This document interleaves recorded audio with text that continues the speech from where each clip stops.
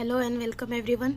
आज हम लोग स्कॉलरशिप का जो लेक्चर है उसमें देखने वाले हैं जो हमने सम संख्या, भाज्य संख्या, सहभाज्य संख्या, सहभाज्य युग्म संख्या, वो सारे टॉपिक्स देखे थे। उसके ऊपर कैसे प्रश्न उत्तर स्कॉलरशिप के एग्जाम में पूछे जा सकते हैं उसके बारे में। ठीक है, पहला प्रश्न है सम व अभाज्य संख्या कौन सी है। 4 ऑप्शन दिए गए हैं, 1, 2, 3 और 6। ये इसमें से कौन सा उत्तर सही है। सम संख्या भी चाहिए और वो अभाज्य भी संख्या चाहिए। तो ऐसी संख्या कौन सी है, ऐसी एक ही संख्या है जो सम भी है और अभाज्य भी है, वो है 2। ओके, पहले का उत्तर आएगा 2। आपको क्या करना है, ये सारे प्रश्न उत्तर और ये प्रश्न अपने नोटबुक में लिखने, ये प्रश्न, ये उत्तर और ये स्पष्टीकरण जो है वो लिखना है। इसका स्पष्टीकरण लिखना है या जो मैं नोटबुक में बड़ा करके दूंगी वो स्पष्टीकरण लिखना है। ठीक है, ये पूरा अपनी नोटबुक में लिखना है। अगला देखिए, 1 से 50 संख्या में कुल कितनी अभाज्य संख्याएं हैं। मतलब 1 से 50 तक में कुल कितनी अभाज्य संख्याएं आती है वो हमें देखना है। 1 से लेकर 50 तक अभाज्य संख्याएं मतलब ऐसी संख्याएं जो किसी के पहाड़े में नहीं आती। ऐसी टोटल कितनी संख्याएं हैं 1 से लेकर 50 तक। सबसे पहले तो आएगा 1, सबसे पहले आएगा 2, 3, 5, 7, 11, उसके बाद 13, 17, 19, 23, 29, 31, 37, 41, 43 और 47। आप सबको ये अभाज्य संख्याएं 1 से 100 तक लेकर जो आती है वो याद करनी पड़ेंगी सारी, तभी आपको इस तरह के एग्जाम्पल हल करते आएंगे। टोटल कितनी संख्याएं हैं देखिए, तो टोटल है 15 अभाज्य संख्याएं और कौन सी है वो भी लिख के दिया गया है। अब देखते हैं तीसरा प्रश्न।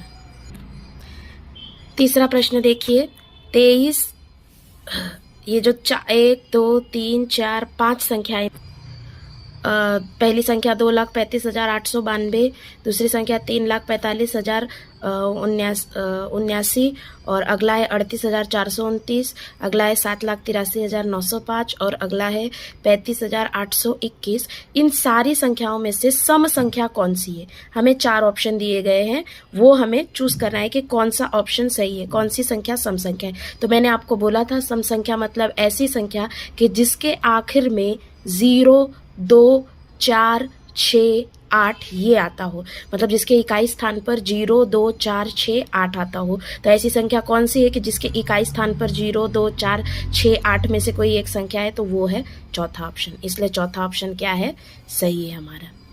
ठीक है, पर्याय क्रमांक 4। अगला प्रश्न देखते हैं, 5वां प्रश्न। 2 अंकों की अभाज्य संख्याएं कितनी है। हमें 2 अंकों की जो अभाज्य संख्याएं हैं वो देखनी है। जैसे अभाज्य संख्या है 2, 3, 5, 7, 11, मतलब ये जो ऊपर दिख रहा है आपको ये अभाज्य संख्या है, पर हमें 2 अंकों वाली देखनी है। तो 2, 3, 5, 7 चलेगी क्या, नहीं। तो हमें ऐसी संख्याएं देखनी है। वो कहाँ से कहाँ तक पूछा है, टोटल कितनी अभाज्य संख्याएं हैं 2 अंकों की। तो टोटल अभाज्य संख्याएं कितनी आएंगी, 21। कौन सी आएंगी मैं आपको लिख के बताती हूँ।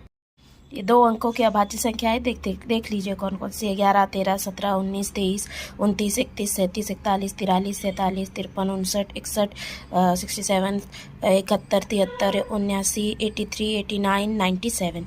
टोटल कितनी है गिन लीजिए। टोटल संख्याएं हैं, टोटल अभाज्य संख्याएं हैं 21। यानी इसका उत्तर क्या आएगा सही वाला, इसका उत्तर आएगा 2 अंकों की अभाज्य संख्याएं कितनी है, 21, यानी ऑप्शन नंबर 3। ठीक है, अगला प्रश्न देखते हैं, 5वां। 1 से 100 तक की संख्या में सबसे बड़ी संयुक्त संख्या और सबसे छोटी संयुक्त संख्या में कितना अंतर है। पहले तो 1 से लेकर 100 तक सबसे बड़ी संख्या कौन सी है, सबसे बड़ी संख्या कौन सी है, 100। 100 संयुक्त संख्या है, 100 किसी के पहाड़े में आता है। संयुक्त संख्या यानी किसी के पहाड़े में आता हो, तो 100 आता है किसी के पहाड़े में, यस। 10 के भी पहाड़े में आता है, 2 से भी भाग जाएगा उसको, तो वो क्या होगी, संयुक्त संख्या होगी। 100 क्या होगी, संयुक्त संख्या। और सबसे छोटी संयुक्त संख्या कौन सी होगी, सबसे छोटी संयुक्त संख्या यानी 1 से चालू करते हैं हम, 1 होगी नहीं, 2 होगी नहीं, किसी के पहाड़े में नहीं आता खुद को छोड़ के, 3 होगी नहीं, 4 होगी, यस। तो सबसे छोटी संयुक्त संख्या क्या होगी, 4। यानी हमें 100 में से 4 घटाने पड़ेंगे, क्योंकि दोनों संयुक्त संख्या में उन्होंने क्या पूछा है, अंतर कितना है। तो 100 में से 4 गए तो कितने बचेंगे, 96। यानी इसका स्पष्टीकरण देख लीजिए। पर्याय 3 आएगा, 1 से 100 तक की संख्या में सबसे बड़ी संयुक्त संख्या होगी 100, सबसे छोटी संयुक्त संख्या होगी 4, इसलिए अंतर उनमें कितना आएगा, 96। और सही उत्तर क्या आएगा हमारा, पर्याय क्रमांक 3। अब देखते हैं 6वां प्रश्न। 71 के पहले क्रम में आने वाली संयुक्त संख्या निम्न में से कौन सी होगी? ठीक है, 1 से कौन सी होगी संयुक्त संख्या जो 71 के पहले आती है? ध्यान से पढ़ो, पहले आएंगी तो ये और ये तो नहीं होगी, क्योंकि ये 71 के बाद आता है, यानी ये दोनों में से हमारा उत्तर कोई तो सही होगा। पर हमें संयुक्त संख्या चाहिए। संयुक्त संख्याएं चाहिए मतलब क्या? वो किसी न किसी के पहाड़े में आने चाहिए। अब 63 तो 7 के पहाड़े में आता है, पर 61 आता है किसी के पहाड़े में? नहीं, यानी ये संयुक्त संख्या होगी क्या? नहीं। ये है संयुक्त संख्या, पर ये है क्या? नहीं। अब दूसरा चेक करो, 70 और 69, ये है दोनों संयुक्त संख्या। इसको 2 से भाग जाएगा, आखिरी में 0 है, और 6 और 9 को जोड़ो तो 15 आता है, यानी इसको भी किससे भाग जाएगा? 3 से भाग जाएगा, यानी ये दोनों क्या है? संयुक्त संख्याएं हैं। याद रहा, यानी हमारा सही ऑप्शन क्या आएगा? पहला आएगा, जो क्योंकि 70 और 69 ये क्या है? संयुक्त संख्या होगी। संयुक्त संख्या यानी वो किसी के पहाड़े में आनी चाहिए। ठीक है, देखते हैं अगला प्रश्न। अगला प्रश्न देखिए, 5 क्रमवार सम संख्याओं का योग निम्न में से क्या होगा? मतलब हमें 5 क्रमवार यानी क्या? 5 एक के बाद एक आने वाली सम संख्याओं का योग सबसे पहले हमें निकालना पड़ेगा, तब हम चेक करेंगे कि वो इसमें से, इन चारों में से कौन सी कंडीशन प्रूव करता है। ठीक है, तो सबसे पहले 5 सम संख्याएं हम लोग लिखेंगे। सबसे पहली सम संख्या कौन सी है? सबसे पहली सम संख्या है 2। ठीक है, उसके बाद क्या आता है? 4, उसके बाद क्या आता है? 6, उसके बाद आता है 8, उसके बाद आता है 10। हमें क्या करना है? पहली 5 सम संख्या लेनी है। 1 2 3 4 5 ले लिया हमने, ले लिया। अब इनको जोड़ लेना है, क्योंकि इसमें क्या पूछा गया है? देखो कि उनका योग कितना आता है। 5 क्रमवार सम संख्याएं लेनी है और उनका क्या निकालना है? योग। इसलिए हम इसको क्या कर रहे हैं? जोड़ रहे हैं, योग कर रहे हैं। कितना आएगा जोड़ के बताइए? जोड़ आएगा इसका टोटल 30। कितना आएगा जोड़? 30। अभी वो इसमें से क्या सेटिस्फाई करता है? देखिए, पहली संख्या का 5 गुना है क्या? 30 पहली संख्या का 5 गुना है? नहीं है, यानी पहला ऑप्शन गलत। दूसरी संख्या का 5 गुना है? दूसरी संख्या का 5 गुना है क्या? 5 गुना यानी 5 गुना करने पे कितना आता है? 20। ये है 20? नहीं। इसका 5 गुना यानी गुना करने पे कितना आ रहा है? 10। ये है वो? नहीं। तीसरी संख्या का 5 गुना, तीसरी संख्या क्या है? 6। 6 का 5 गुना यानी 6 गुना 5 कितना होगा? 30 होगा ना, यानी कौन सा ऑप्शन सही आएगा? तीसरा ऑप्शन। समझ में आया? क्योंकि वो तीसरी संख्या का 5 गुना है। इनका योग जो है 30, वो क्या है? तीसरी संख्या का 5 गुना है। इसलिए हमारा सही उत्तर क्या आएगा? ये तीसरी संख्या का 5 गुना। 8वां प्रश्न, 1 से 10 संख्या में अभाज्य संख्या व संयुक्त संख्या के योगों में कितना अंतर है? अभी देखिए, आपको स्कॉलरशिप के पेपर में भी ये करना है कि आपको एक प्रश्न हल करने के लिए 1 मिनट 20 सेकंड मिलने वाले। तो वो 20 सेकंड में आपको प्रश्न को अच्छे से पढ़ना है और उसमें क्या पूछा गया है वो ढूंढ के निकालना है। ठीक है, 1 से 10 संख्या में अभाज्य संख्या व संयुक्त संख्या के योगों में कितना अंतर होगा? ठीक है, पहले तो 1 से 10 तक की जो अभाज्य संख्याएं हैं वो लिख लो, संयुक्त संख्याएं हैं वो लिख लो, फिर अभाज्य संख्याओं को जोड़ो आपस में और संयुक्त संख्याओं को जोड़ो, और फिर उनमें कितना डिफरेंस आता है वो दोनों को माइनस करो और उत्तर निकालो। ठीक है, 1 से 10 तक अभाज्य संख्या कौन कौन सी है? अभाज्य संख्या बताओ। 2 3 5 7, और संयुक्त संख्या क्या है? बची हुई 4 6 8 10। इनको जोड़ो, इनको जोड़ने पे कितना आएगा? 7 7 14 3 17, और इनको जोड़ने पे कितना आएगा? 10 20 8 28, 17 और 28। तो 17 और 28 में जो घटाना होता है, अंतर होता है, वो कितना आता है? 11। कौन सा ऑप्शन 11 है? देखिए 3 नंबर का, यानी हमारा 3 नंबर का उत्तर सही है। ठीक है, अगला प्रश्न देखते हैं। अगला प्रश्न देखिए, 3 अंकों की सबसे बड़ी विषम व 3 अंकों की सबसे छोटी विषम संख्याओं में अंतर कितना होगा? ठीक है, हमें 3 अंकों की सबसे बड़ी विषम संख्या और 3 अंकों की सबसे छोटी विषम संख्या वो दोनों ढूंढनी है और दोनों में क्या निकालना है? अंतर, यानी माइनस करना है। ठीक है, तो मुझे बताइए 3 अंकों की सबसे बड़ी संख्या कौन सी होती है? सम विषम छोड़ दीजिए, सबसे बड़ी संख्या कौन सी होती है 3 अंकों की? 3 अंकों की सबसे बड़ी संख्या होती है 999 होती है, बराबर। 3 अंकों की बड़ी संख्या। अभी सबसे बड़ी संख्या तो मैंने लिख दी 999, पर ये विषम है क्या? ऑफ कोर्स विषम है, क्योंकि विषम संख्या मतलब क्या होता है? जिसके आखिरी में 1, 3, 5, 7, 9 हो। इसके आखिरी में 9 है इकाई स्थान पर, इसलिए ये क्या है? विषम संख्या है। 3 अंकों की सबसे बड़ी विषम संख्या। अगला है 3 अंकों की सबसे छोटी संख्या। सबसे छोटी संख्या क्या है 3 अंकों की? 100 है। पर क्या ये विषम है? नहीं, क्योंकि इसके आखिरी में 0 है और 0 होने पर वो संख्या सम होती है। हमें क्या चाहिए? विषम चाहिए। तो फिर इसके बाद वाली देखो, इसके बाद कौन सी है? 101। क्या ये विषम है? यस, ये विषम है, क्योंकि इसके आखिरी में क्या है? 1 है।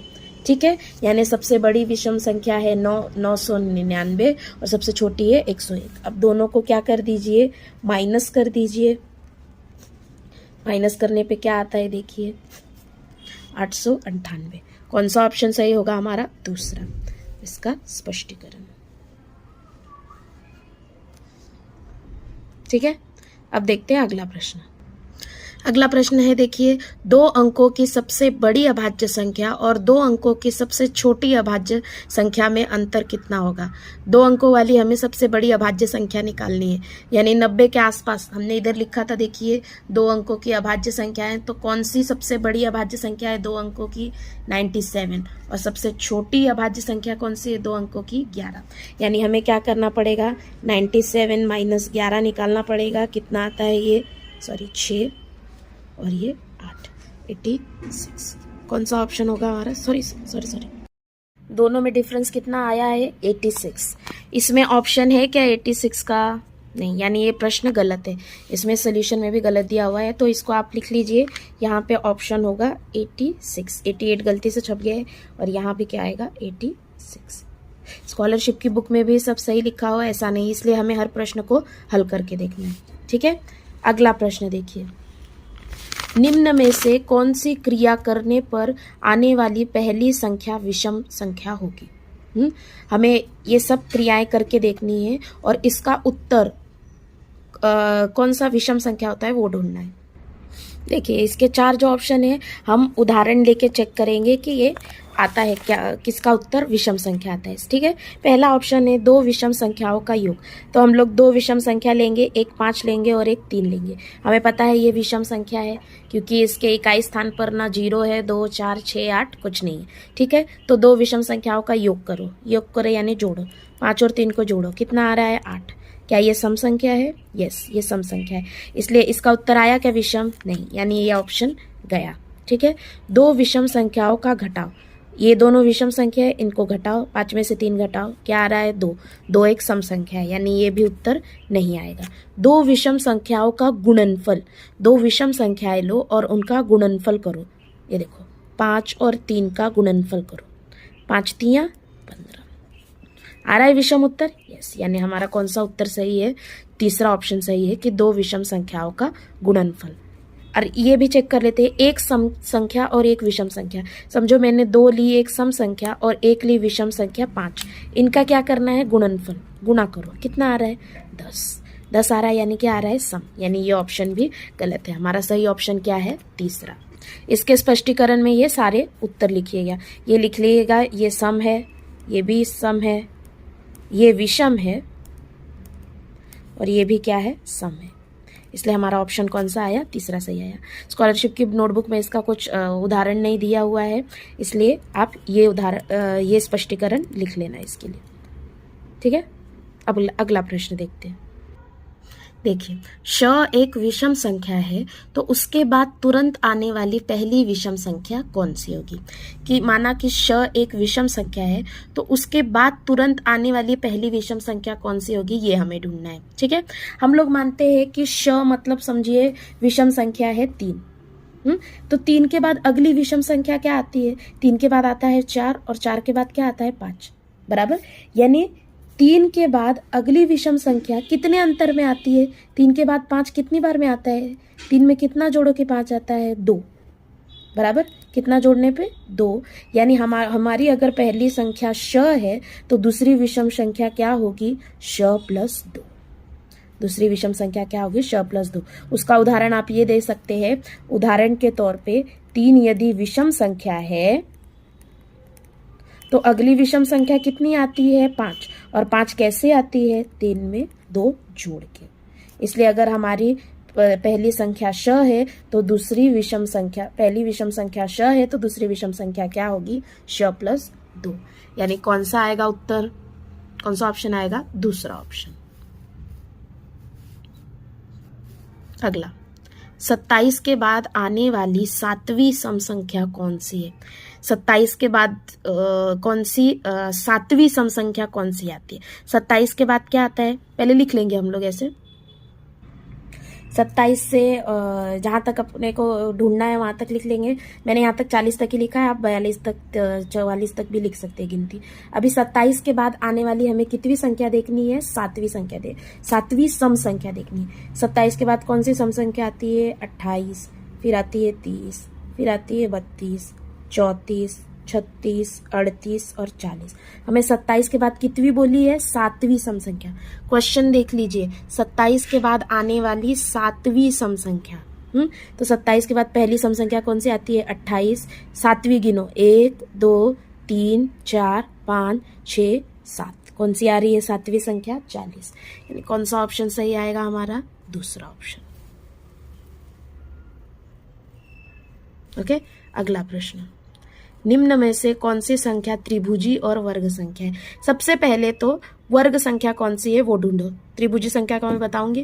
पहले सबसे पहले तो वर्ग संख्या कौन सी है, कौन सी संख्याएं वर्ग है, 21 और 9 है क्या, नहीं। यानी वर्ग कौन है, 16 और 36। यानी हम 16 और 36 में से एक हमारा उत्तर सही होगा, क्योंकि दोनों वर्ग है। हमें सिर्फ ढूंढना है कि त्रिभुजी संख्या कौन सी है। तो त्रिभुजी संख्या जो ढूंढना रहता है उसके लिए एक फॉर्मूला रहता है। ये है फॉर्मूला, देखिए। यदि आपको चेक करना हो कि दी गई संख्या, समझो आपको p संख्या दी गई है, वो त्रिभुजी है या नहीं, तो आपको क्या चेक करना पड़ेगा, 8p + 1, यानी जो संख्या दी हो गई होगी उसको 8 से गुना करके फिर उसमें 1 जोड़ो, और वो जो उत्तर है वो क्या आना चाहिए, वर्ग आना चाहिए। क्या आना चाहिए, वर्ग आना चाहिए। अभी हमारे पास 2 ऑप्शन है, हमें पता है कि इसमें से 2 संख्याएं वर्ग है, एक तो 16 है और एक क्या है, 36। तो हम दोनों का चेक करेंगे, 16 का भी और 36 का भी। क्या आएगा 16 के लिए, 8p + 1, यानी 8 गुनी 16। हमें 16 को चेक करना है ना, इसलिए हम लोग क्या करेंगे, 8 गुने 16 + 1। 8 और 16 का गुना करिए, 16 128 + 1 कितना आ रहा है, 129। क्या 129 किसी संख्या का वर्ग है, नहीं है। 129 वर्ग नहीं है। होगी क्या 16 त्रिभुजी संख्या, नहीं, 16 त्रिभुजी संख्या नहीं होगी। अब 36 वाला ही उत्तर सही आना होगा, अगर 36 वाला नहीं आया यानी प्रश्न गलत है, ठीक है। अभी 36 को चेक कर लीजिए, 36 गुना 8 + 1, 36 गुना 8 कीजिए, कितना आएगा, 8 × 48, 8 × 24 4 28 + 1, 288 + 1 कितना आ रहा है, 289। 289 किसका वर्ग है, आपने वर्ग, मैंने बोला था कि वर्ग याद करने पड़ेंगे 30 तक। तो ये किसका वर्ग है, ये है 17 का वर्ग। 17 गुना 17 क्या होता है, 289। यानी ये क्या आया, वर्ग संख्या आया। इसलिए 36 क्या होगी, त्रिभुजी संख्या है। यानी हमारा ऑप्शन कौन सा आएगा सही, कि ऐसी कौन सी संख्या है जो त्रिभुजी भी है और जो वर्ग भी है। तो इसका ऑप्शन सही ऑप्शन क्या आएगा, दूसरा, बराबर, पर्याय क्रमांक 2। देखते हैं अगला प्रश्न, निम्न में से कौन सी संख्या वर्ग नहीं है। आपने वर्ग याद किए हुए हैं, कौन सी संख्या वर्ग नहीं है, 9 किसका वर्ग है बताइए, 3 का। 25 किसका वर्ग है, 5 का। 16 किसका वर्ग है, 4 का। यानी कौन सी संख्या वर्ग नहीं है, दूसरा ऑप्शन 21, ठीक है। अगला प्रश्न देखिए, यदि पहली वर्ग संख्या 4 है, पहली वर्ग संख्या क्या है, 4, तो क्रम से आने वाली 5वीं वर्ग संख्या कौन सी होगी, ठीक है। 5वीं वर्ग संख्या कौन सी होगी। 4 किसका वर्ग है, 2 का वर्ग है। यानी हमें 2 के वर्ग के बाद से 5वें नंबर तक वर्ग निकालने पड़ेंगे और वो हमारा सही उत्तर होगा, ठीक है। पहली वर्ग संख्या उन्होंने क्या मांगने कहा है, 4। 4 किसका वर्ग है, 2 का। 3 का वर्ग 9, 4 का 16, 5 का 25, 6 का 36। तो उन्होंने क्या बोला, 5वीं संख्या हमें देखनी है। देखो क्वेश्चन क्या है, यदि पहली वर्ग संख्या 4 है तो पांचवी वर्ग संख्या कौन सी होगी? ये पहली हो गई, ये दूसरी, तीसरी, चौथी, पांचवी वर्ग संख्या कौन सी होगी? 36। कौन सी होगी? 36। कौन सा ऑप्शन सही आएगा हमारा? पहला ऑप्शन 36। ठीक है, अब देखते हैं अगला प्रश्न। अगला और आखिरी प्रश्न है इसका। यदि पहली त्रिभुजी संख्या 3 है तो क्रम से आने वाली पांचवी त्रिभुजी संख्या का दुगुना। यदि पहली त्रिभुजी संख्या 3 हो तो क्रम से आने वाली पांचवी त्रिभुजी संख्या का दुगुना कितना होगा?